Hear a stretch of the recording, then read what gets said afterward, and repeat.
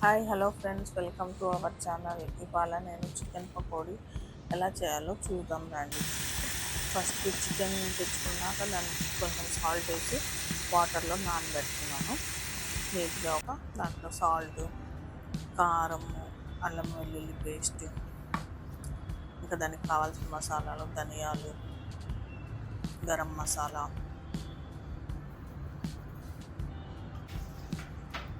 Next ఒక half lemon squeeze పిండుకుంటున్నాను.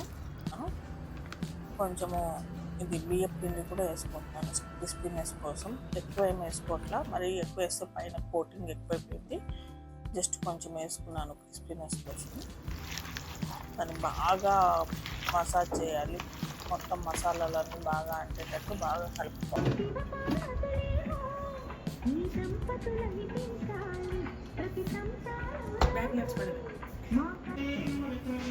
దాంట్లో నేను డీప్ ఫ్రైడ్ ఆయిల్ పెట్టినాను. నేను నువ్వుల నూనె వాడతాను డీప్ ఫ్రైకి ఎక్కువ. నువ్వుల నూనె అయితే కొంచెం హీట్ అయినా కానీ ఒక 4-5 టైమ్స్ మళ్ళీ రీయూజ్ చేసుకున్నాను.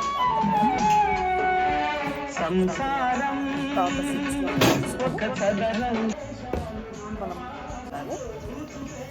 వేసి ఫ్రై చేసుకున్నాను. ఎక్కువ హీట్ అయిపోతే తొందరగా ఫ్రై అయిపోయి లోపల తీసుకోకుండా మీడియం హీట్లో ఉండాలి.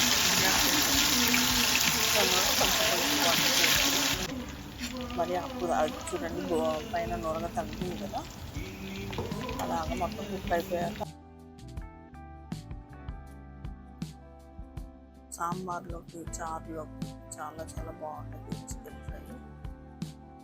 ఈ సమ్మర్లో ఇంకా మనం ఎక్కువ కర్రీస్ తింటాం కాబట్టి సాంబారు, చారు ఇలాంటివే ఎక్కువ చేసుకుంటాం కాబట్టి ఇలా ఫ్రై చికెన్ తెచ్చి మ్యారినేట్ చేసి పెట్టుకున్నాం అనుకోండి, మనకి ఎప్పుడు కావాలంటే అప్పుడు ఫ్రై చేసుకొని తినచ్చు. చికెన్, ఫిష్ అయినా కానీ అలా